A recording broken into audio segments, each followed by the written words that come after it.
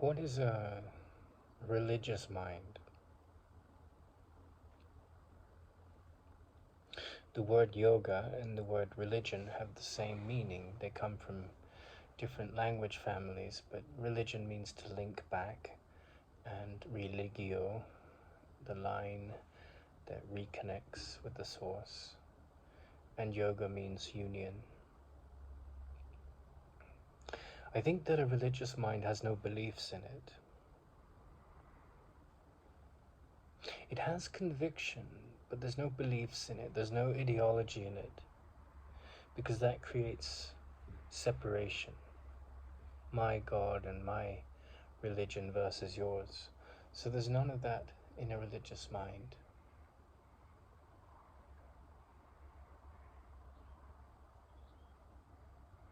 There's no ideology in it. There's complete morality and virtue. And there's no vanity or insecurity.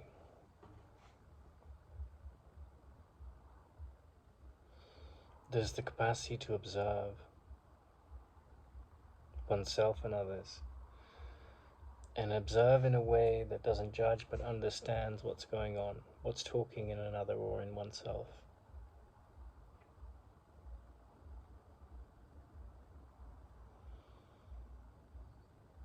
And when the vanity falls away,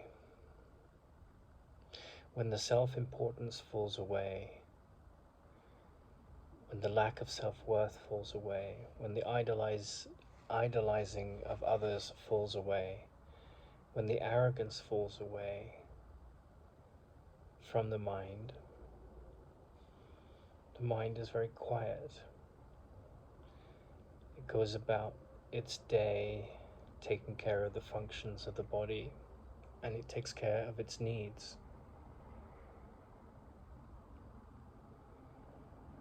But there's a tremendous peace to the religious mind. But there's no ism in it, there's no belief system in it. One might be inspired by other storied histories of people who have made contact with that quality of the mind.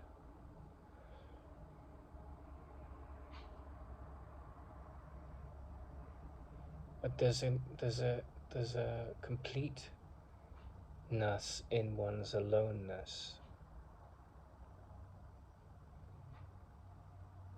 And the psychotherapist Robert A. Johnson, he had a house in the desert. He was a psychotherapist in San Diego. And he would take some of his clients out to this house in the desert. And he was a very good man. And Joseph Campbell used to say, well, good for what? You know, when people say he's a good man, what's he good for? Which is putting a very perfunctional line on that expression, or take on it. But he was just decent, good, caring, unselfish, self-aware. And people would be so wrapped up in the busyness of their lives that they would often arrive at this desert house and they would be very tired, and after a few days the energy would come back in the solitude of the desert, and they'd start to get restless, and this new energy would come up.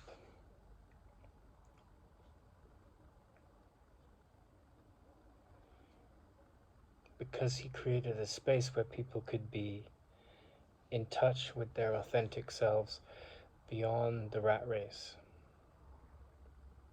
which is not an easy thing to achieve for any human being in general. We have so many demands on the psyche.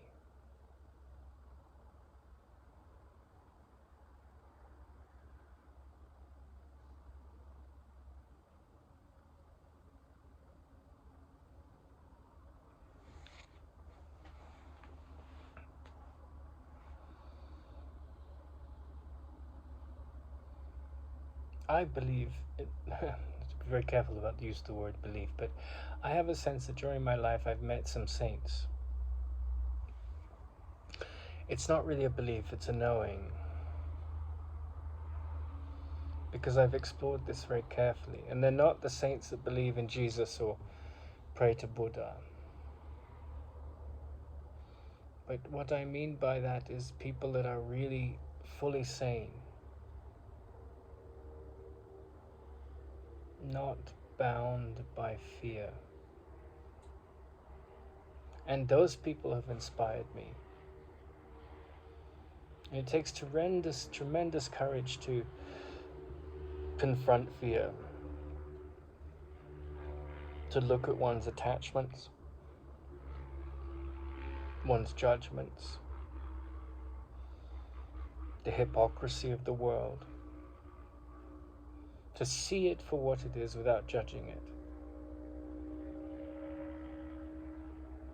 to see one's own flaws for what they are without judging them, to see others' flaws for what they are without judging them, just to observe it all. And with that quality of judgment-free observation comes enormous clarity and enormous energy, a sense of the whole.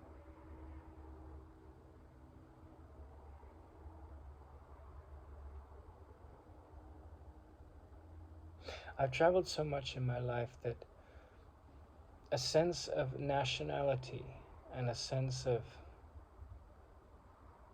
being of one particular culture, although obviously I grew up predominantly in one culture, doesn't haunt me. It doesn't bind me. Yes, I have a passport. But I see wherever you go on the planet, the human condition is the same. And unless you separate this mind which is trapped in desire and insecurity and the need to become something, which is exceptionally neurotic, from the need to be your authentic self, and drop this insecure entity and dedicate your life to dropping that with a full heart, then meaning is elusive and violence is inevitable. Violence from within oneself.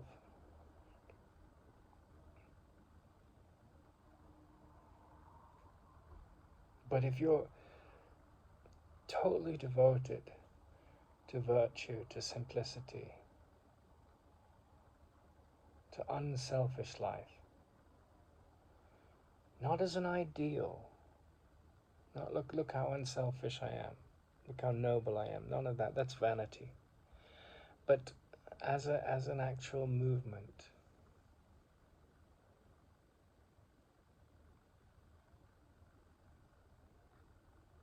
A way of living. And it's funny because you go into the religious buildings of the world, the churches of the world, and the priests preach this.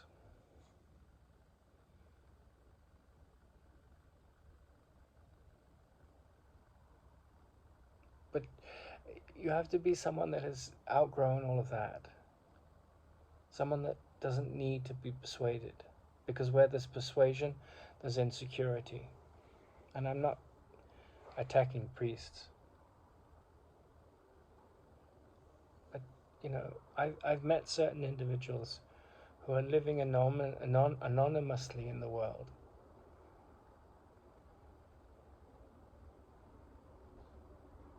And they understand that this world is a place to perfect healed perception. They understand it. And maybe this isn't what the mainstream media and the education system and the commercial world is focused on. But you meet a character like that, and they're just thoroughly good. And they see the indecency and the corruption in the world, utter insanity, and they don't condemn it. They don't judge it. They see it as ignorance that needs to be healed.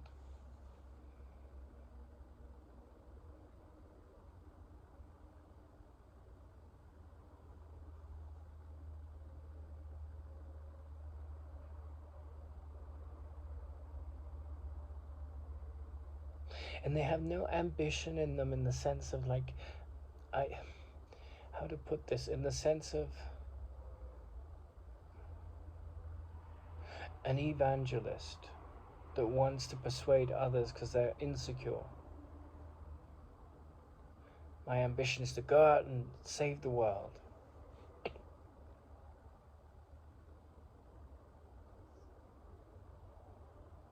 No, they love every part of the world that they encounter to the best of their ability.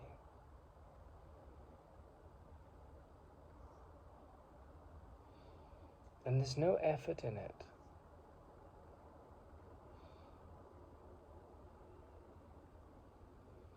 And undoubtedly people like that are going to be taken advantage of.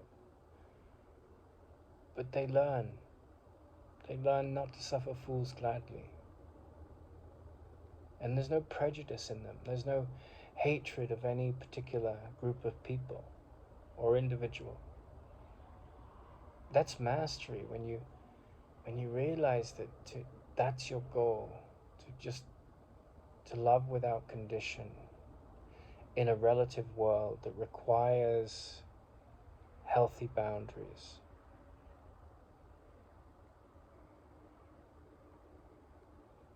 And decorum and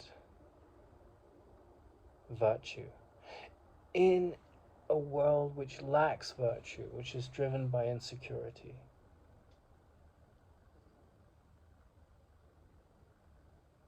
And you encounter an individual like that,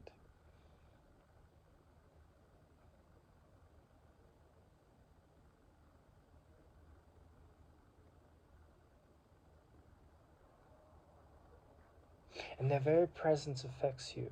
Maybe not consciously, but unconsciously there's an impact.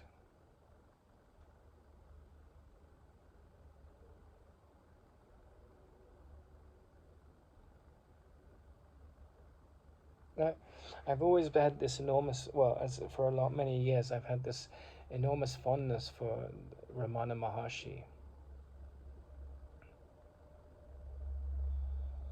And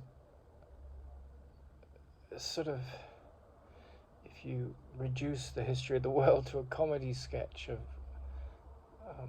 what religion is, I feel like he's almost like a Mr. Bean character to the rest of the world, because whereas Mr. Bean isn't a very nice man and he's kind of petty and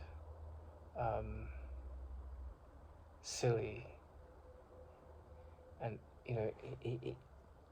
and very insular and prejudiced and neurotic and egotistical and vain, he really stands out.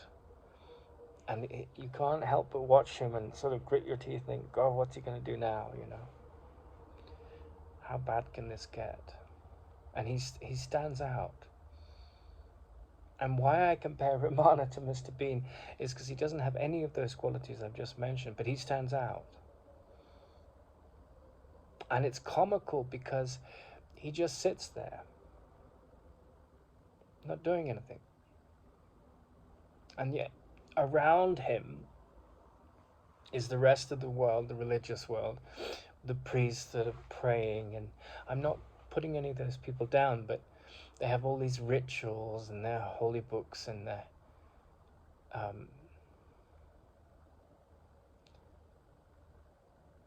guidance on how to become close to God. And that's Ramana. He's just sitting there and he's saying, God, the world, the ego, they're all illusions. There's only the self. And in the Course in Miracles it says, I am still, now, still, right now, and now, and still now, beyond time and space, still, as God created me.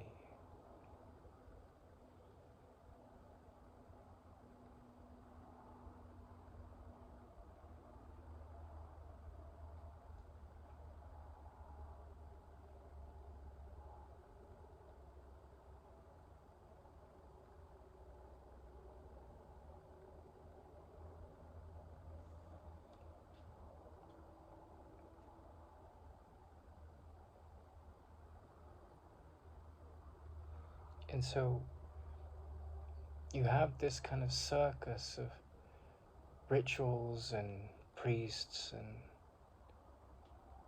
these, transcendental meditation that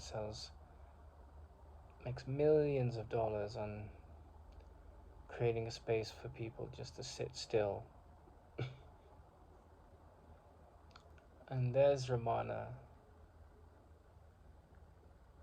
And outside of all this circus of the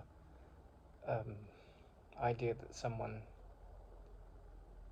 is going to take you home to yourself with a magic incantation or a ritual or a reading, like the absurdity of this contrast of this man that's just sitting there in that state. And somehow we live in this world and we have to take care of our needs. And problems of the world would go away overnight if mankind just took care of its needs and not his wants. And by that I mean not your preference for oatmeal over cornflakes or something like that. I don't mean those kind of wants. I mean the immense disparity of wealth, and I don't mean that gets fixed by communism, because these are all revolutions born of thought and ideology, and they will always clash, one ideology against another. The libertarians, the left wing, the right wing,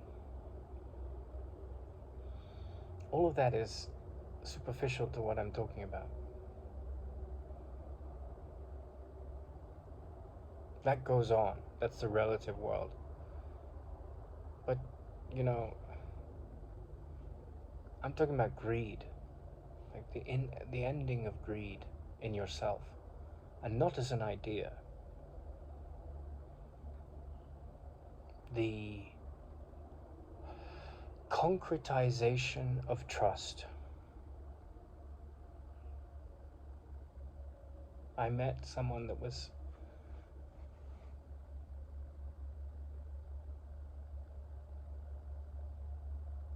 very happy inside. Complete trust. You might say enlightened. And they said to me,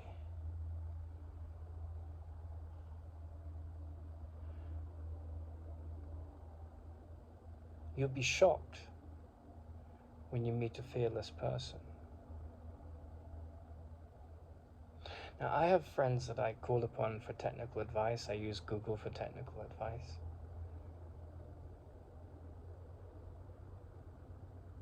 But I recognize, and I've long known this, that the end of fear, and I don't mean the fear of a snake or fear that, the healthy fear when you're on the edge of a cliff to stay back, but I mean fear of the unknown, fear of the future, fear to be different, fear to be the same, fear,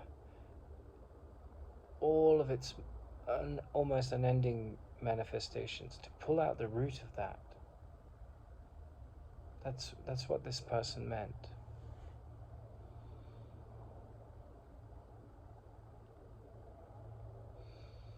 And they hinted that you can have that inner story of fearlessness and have an outer facade of living a normal life, having breakfast, going to work, having lunch, sending a birthday card to a friend, listening to your sister if she's upset.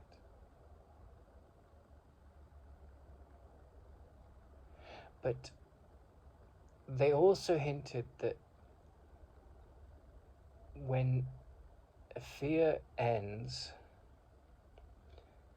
in oneself, one is an anomaly relative to the rest of the world. And so the rest of the world is walking around with its grievances and its attack thoughts and its judgments and its insecurity. And that's not going on inside your mind anymore. Yes, you have to handle the challenges of your life, and they can be considerable. But you develop trust, and you're inspired.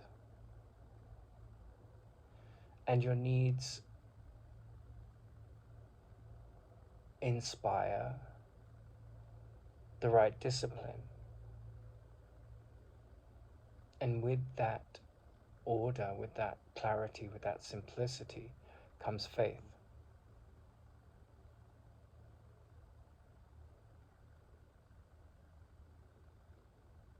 And a tremendous sense of the sacred.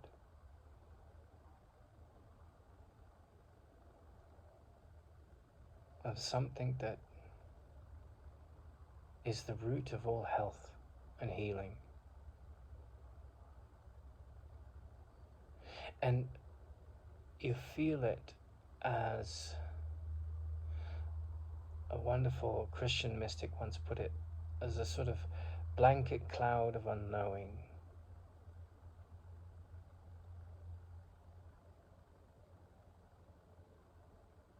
And all the technology and all the ideology and all the philosophy can't touch it. But it's there.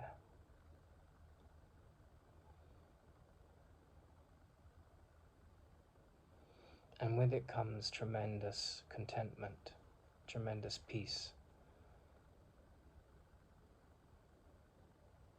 Because there's no judgment in it, there's only benevolence. There's no me and mine. There's just attention to the whole.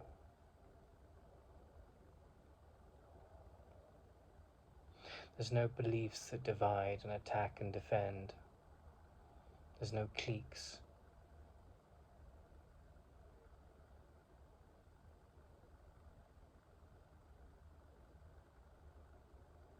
There's no separation and division. And the body goes on, and it has its needs. And life unfolds, and one learns to trust. And one does one's best to follow inspiration.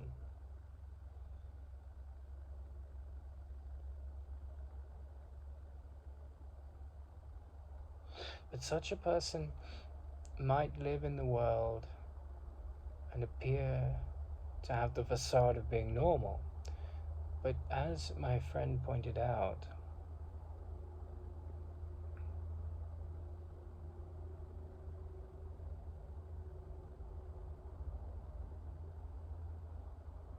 they are anything but normal internally. Because they said to me, when people grumble and they say, isn't this terrible? Isn't that sad? Isn't this horrible? I have to put a mask on.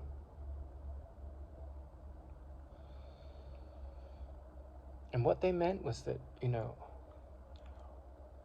this hidden, what appears hidden, this apparently, what seems to be abstract quality of the sacred, this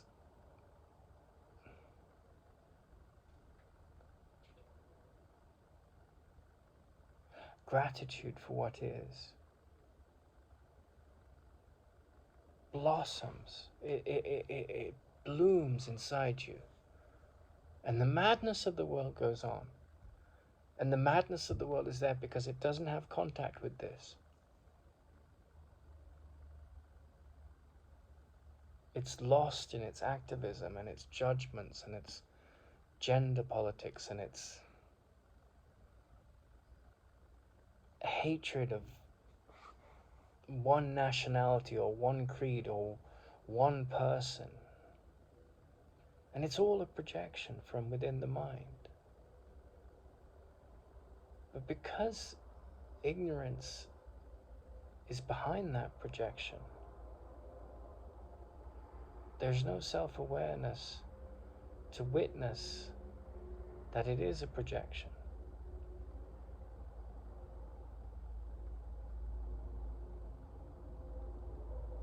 And so with that comes tremendous loneliness, grasping, disaffection, depression, condemnation,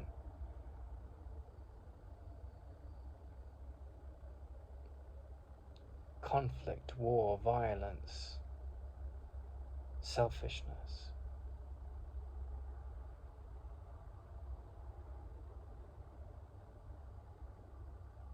Belief systems.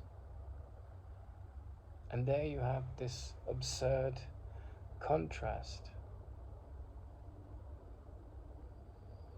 When you come upon someone that knows that you need do nothing to be present with that sacredness, to be swallowed by it, engulfed by it, devoured by it. And so people are going around with their lack of faith and the noise of that and their grievances. And you've cast off from the shore of that madness, and you extend compassion for their upset because you knew what that was like. And I'm not saying that it's something you master in a year, in a week, in a month, I sound like the Friends song.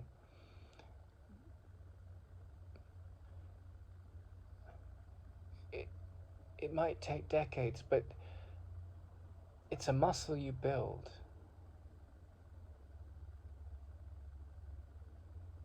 And you're devoted to that peace and that silence and that quality of the sacred. And you won't compromise your life to give it up for some neurotic solution, for some meaningless aggression against oneself or others. And the world goes on with its tawdry insanity. And you're not a conscientious objector to that insanity. You're not saying this is wrong. You're saying, I neither support nor object. I neither condemn nor laud the insanity. I witness it in myself and others until it drops away.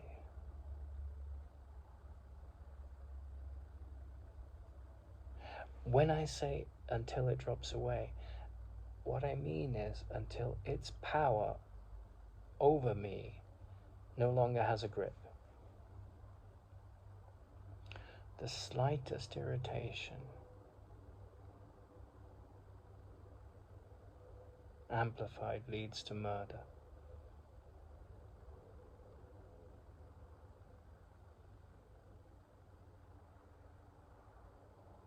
And I'm sitting in a beautiful garden, and there's the handiwork of a lovely woman that cares for these lovely plants. And the plants are so still. It's nighttime and they're sleeping and preparing for the new day, processing all the photosynthesis that went on in them. And they're so completely still, almost infinitesimally still. And out of that growth came insects and mammals and dinosaurs and humans. And it's extraordinary what life on Earth has brought about. But it's that quality of stillness where you sit and you don't have to put on a mask, and you can be completely authentic. And you hear all the horror stories of the world, and you are still. Now still. Aware of this quality of sublime love that has no label that can trap it or catch it or limit it. And the body has its needs and it gets sick and you have to take care of it, and people betray you. And there you are, swimming in this sea, like choppy waters all around, and your tenacity and your tolerance, it's like a muscle that's gaining power every time you trust more in goodness. Now, the word good and God are of the same root. Someone back in the day, they coined this word good, meaning the right action, meaning the caring action, meaning coming from a place of heart. And then we made it into God, right? And we said God created the world and all of this. And it was a man-made creation. It had nothing to do with God or goodness. It's just an idea that God created the world. Who knows if that's true? How can you prove it? Were you there?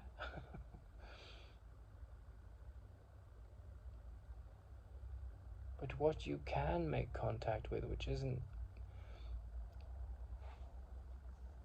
an idea, an ideal, something abstract, is goodness. You're hungry, someone gives you food. You feel the goodness of their generosity. And you can extend that. And that faith in goodness, I think, I almost come to tears thinking about it. It's the most beautiful thing.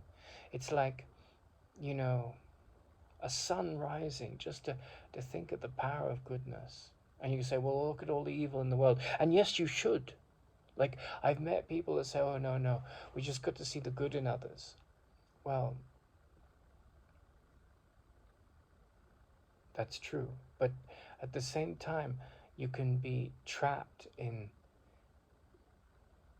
looking for the high and not attend to the difficult aspects of the world.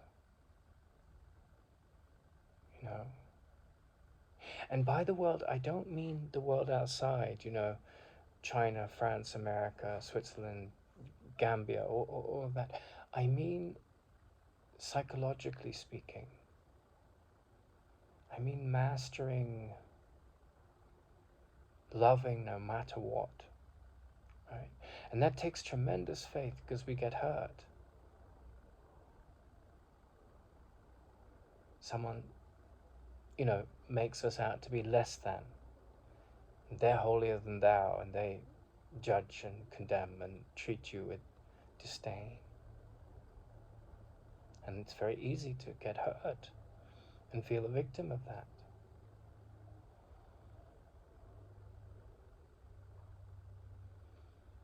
But then if you're like a ship that's cruising through the ocean that has no wake, it's not trapped in this identity of being a certain color of skin or a certain sexuality. That obviously is true. You'll have a certain sexuality whether it's asexual or straight or gay or whatever your thing is.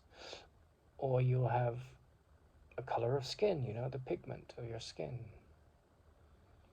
But if all of that is secondary to human dignity, where human dignity is primary, I could never kill another human being.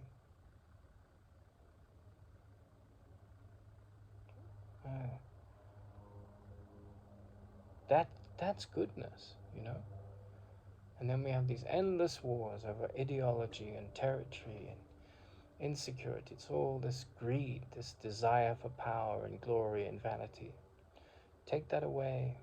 The mind is so peaceful, so brimming with goodness.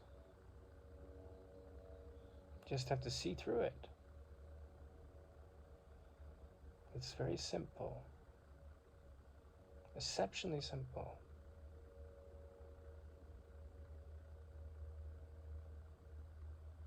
But for most human beings, extremely challenging.